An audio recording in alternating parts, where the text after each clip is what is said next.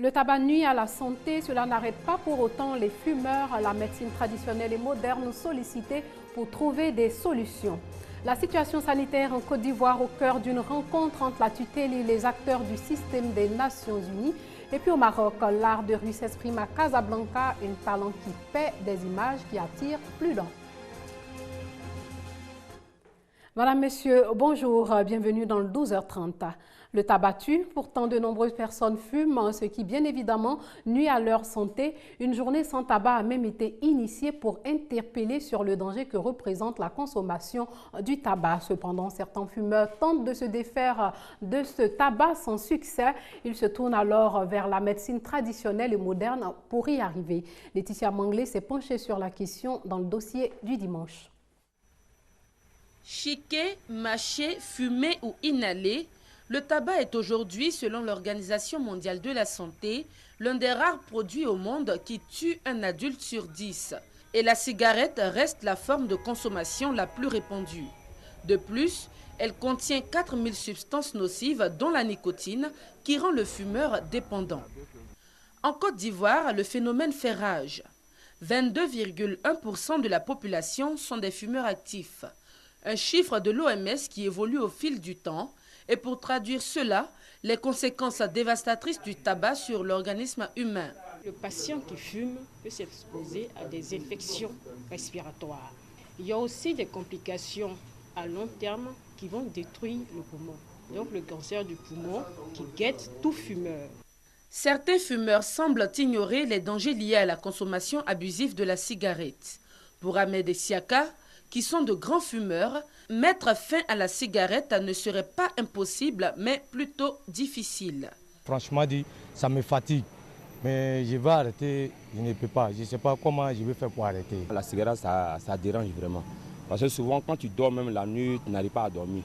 Ta poitrine te fait mal, bon, on n'a pas le choix, on fume. Comment cesser de dépendre de la cigarette? Aucun secret pour la médecine traditionnelle. L'exemple ici avec le docteur Vis-à-vis.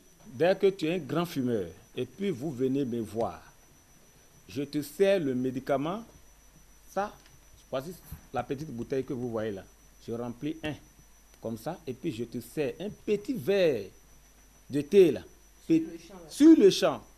Dès la prise du médicament, le tabac te dégoûte sur place.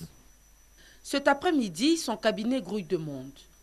Le praticien d'origine béninoise est détenteur d'un produit à base de plantes qui, dès la première administration, enlèverait toute envie de fumer. Le remède anti-cigarette fait parler de lui. Des patients l'ont déjà expérimenté et ils sont aujourd'hui des hommes heureux. Moi, j'ai fumé pendant 35 ans. Quelqu'un m'a désigné monsieur le docteur Vis-à-vis. Je suis venu le contacter. Effectivement, il m'a donné des remèdes et puis bon, au bout d'une semaine, 2 semaines, j'ai pu arrêter de fumer parce que je fumais deux paquets par jour. Après avoir fumé pendant 15 ans, je suis tombé malade et je suis à l'hôpital, on m'a dit que je souffrais de la tuberculose. Je suis comme ça, je suis venu voir le docteur Vis-à-vis et il m'a soigné. Ousmane, un ancien drogué, doit aussi sa nouvelle vie au remède du docteur Vis-à-vis. Un de mes vieux pères au quartier qui me connaissait comme ça, qui a eu pitié, à chaque fois il me voyait sortir des maisons inachevées, en train de faire des trucs. À cause de la drogue, même, je n'arrivais même plus à exercer même mes petits boulots. Donc c'est lui qui a eu pitié de moi, il m'a confié, il m'a conseillé le docteur Vis-à-vis. En tout cas, il m'a donné son remède. C'était un seul verre de thé que j'ai bu. Et le même jour, j'ai arrêté de fumer. Se séparer de la cigarette, la médecine moderne a aussi fait des progrès en la matière. Nous, on apporte la nicotine à de faibles doses, mais à ce moment-là, le patient a la nicotine, mais n'a plus les autres éléments nocifs de la cigarette. Et progressivement, il arrive à se passer de la cigarette. Difficiles efforts à fournir pour se séparer de la cigarette, malgré la prise de conscience sur les dangers du tabagisme. Médecine traditionnelle et moderne apporte des solutions pour aider les fumeurs, mais le vrai miracle, le véritable médicament, résulte de la volonté personnelle du fumeur.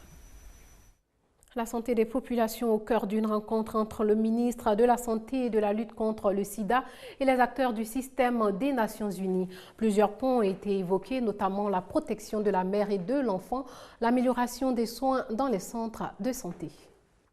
Le coût des soins de santé pèse encore sur les ménages en Côte d'Ivoire. Les gouvernants se mobilisent pour faciliter l'accès des populations à ces soins de santé.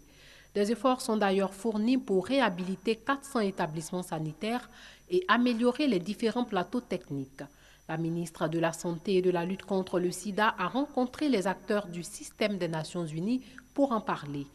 Elle a mis l'accent sur la protection de la femme et de l'enfant qui représente 80% des prestations de santé primaires. Nous avons proposé que nos partenaires de développement que vous êtes, vous puissiez nous accompagner dans la réduction de la mortalité maternelle et infantile. Les représentants de l'OMS, du PNUD, de l'UNFPA, pour ne citer que cela, sont tous d'accord pour accompagner le ministère de la Santé à gagner son pari. En plus de ressources financières, nous avons surtout des ressources humaines. Nous avons des experts, nous avons des techniciens qui ont beaucoup d'expérience et surtout qui peuvent aussi puiser à partir d'expériences d'autres pays par rapport au mandat que vous-même, les États membres, vous nous avez donné. Donc, je voudrais réaffirmer notre disponibilité à vous accompagner. Pour une amélioration du système de santé ivoirien efficiente, il va falloir désengorger les hôpitaux de référence, lutter efficacement contre la malnutrition et réviser le salaire du personnel de santé. Des points qui vont accélérer à coup sûr l'avènement de l'assurance maladie universelle. Promouvoir la non-violence dans les universités, c'est l'objectif visé par les responsables de l'enseignement supérieur. Ces derniers mois ont été marqués par des affrontements entre différents syndicats estudiantins. Alors l'heure est à la prise de décision pour éradiquer cette façon de faire. Un atelier de mise en place de l'Observatoire de la Charte universitaire ivoirienne de la non-violence s'est tenu sur 2 jours. Pour en parler, Grace Kando nous en dit plus. La violence est de retour dans les universités ivoiriennes, une situation qui met à mal le slogan des pas nouveaux dans les temples du savoir. Il y a quelques jours, dans les universités Félix Houphouët-Boigny et Nangu-Abrogwa, on a assisté à des scènes de violence entre des étudiants et des enseignants. Comment mettre fin à ce fléau? 2 jours de concertation sont initiés par le ministère de l'Enseignement supérieur et de la Recherche scientifique. Un atelier qui a réuni société civile, étudiants et syndicats. Une centaine de participants pour la mise en place de l'Observatoire de la Charte universitaire de la non-violence. Les étudiants comprennent que ce dont il s'agit à travers donc, toutes ces cérémonies, c'est leur avenir. Comment ils se positionnent dans la société, quelle image ils renvoient dans la société. Ce sont des acteurs qui demandent à être employés demain et leur comportement aujourd'hui déterminera à coup sûr leur avenir dans la société. Message bien perçu par les étudiants. L'image des étudiants a été beaucoup ternie. Donc pour nous, même s'il y a des problèmes de fond, il faut que la forme puisse suivre. Parce qu'une université qui est en perpétuelle violence ne peut pas produire de bons étudiants. Or, sans des étudiants performants, il ne peut pas avoir un bon avenir pour la Côte d'Ivoire. Il faut qu'on comprenne que seule la non-violence peut nous permettre d'avoir un cadre agréable à nos études. C'est pourquoi pour nous, cet engagement est très important. Cette rencontre d'échange a été aussi le lieu pour les étudiants de mettre en relief leurs difficultés qui se résument au manque de matériel didactique des TIC, en somme de matériel performant pour une formation universitaire moderne. Mieux assimiler l'enseignement par la maîtrise du logiciel Open Sankor, la mise en application de ce projet du réseau d'éducation pour tous en Afrique et de l'ambassade de France suivie par notre reporter Hamza Diaby. Bientôt, un outil pour faciliter la vie aux apprenants. C'est en tout cas l'objectif du projet Sankoré à travers l'éducation numérique. La formation par les tableaux numériques est une initiative du réseau d'éducation pour tous en Afrique et le service coopération éducative de l'ambassade de France en Côte d'Ivoire. Lorsque vous projetez une image de manière traditionnelle, l'image est statique. Or, avec la classe numérique, le stylo permet de faire bouger l'image et de la faire glisser où on veut, sur une autre image. Ensuite, il y a de nombreuses applications. Simplement, l'élève, avec le stylo, peut faire bouger des étiquettes, des images et faire agir l'interactivité de ces dessins. Il existe déjà un grand nombre de contenus directement utilisables par les enseignants et qu'on peut proposer à nos collègues en Côte d'Ivoire. Il y a depuis 10 ans maintenant en France un programme qui s'appelle Université numérique thématique.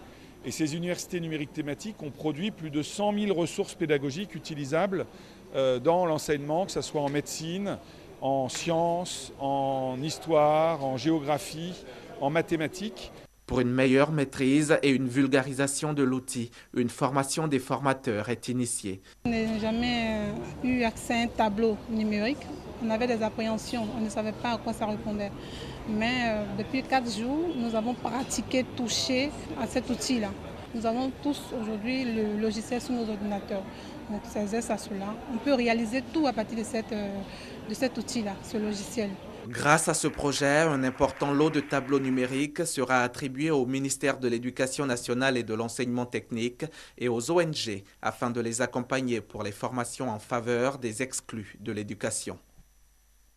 Et puis sachez que l'ancien président ivoirien Laurent Gbagbo sera situé sur son sort aujourd'hui. La CPI dira si oui ou non elle ouvrira un procès contre lui. L'ancien chef d'État et ses conseils sont donc dans l'entente de la décision des juges de la Chambre préliminaire 1. L'art de rue s'exprime à Casablanca, c'est au Maroc. Des jeunes graffeurs s'adonnent à leur passion en peignant sur des murs des portraits, des images qui attirent plus d'un.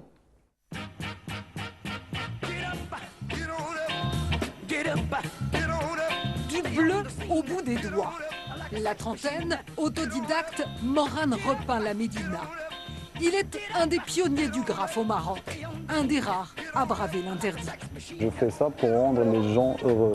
Les murs qui m'attirent le plus, comme vous avez vu, c'est des murs que les gens ne regardent pas. Des fricheurs dans son pays, Moran a fait des émules. À Zemmour, au sud de Casablanca, a désormais son festival du graffiti.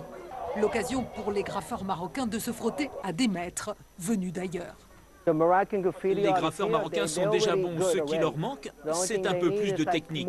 Le graffiti au Maroc est super jeune, mais a un potentiel énorme parce que les jeunes graffeurs ont une envie énorme de pouvoir s'exprimer. À Zemmour, les jeunes en tout cas semblent conquis. Ces jeunes-là qui font du graffiti, ils n'ont aucun soutien. Personne ne les aide. Et comme c'est interdit, ils n'ont pas d'espace pour créer. C'est dommage.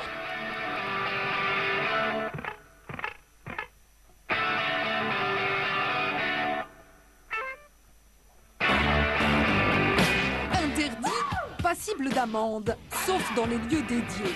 Comme cette fonderie de Casablanca qui fabrique des bouches d'égout. Ici, le patron un peu mécène a fait appel à Moran pour peindre le visage de son père. Tout le monde s'est pris au jeu. Une galerie de visages a fleuri sur les murs de l'usine.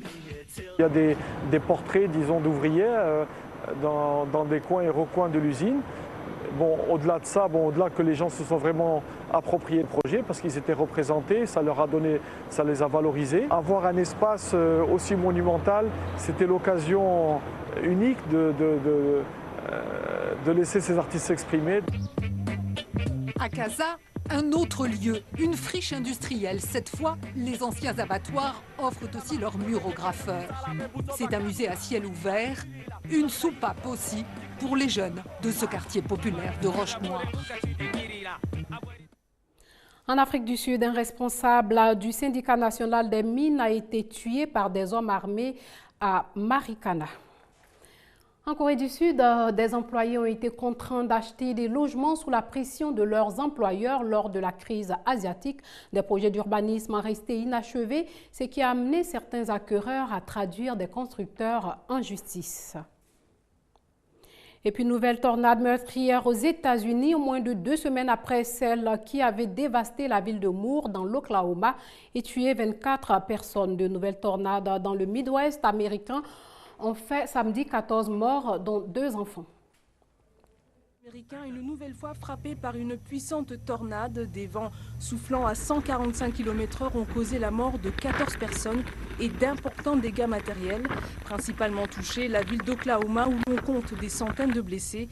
À cette tornade s'ajoutent des pluies torrentielles et d'importantes inondations. Des milliers de personnes sont toujours privées d'électricité. Il y a 2 semaines, une tornade similaire avait fait 24 morts.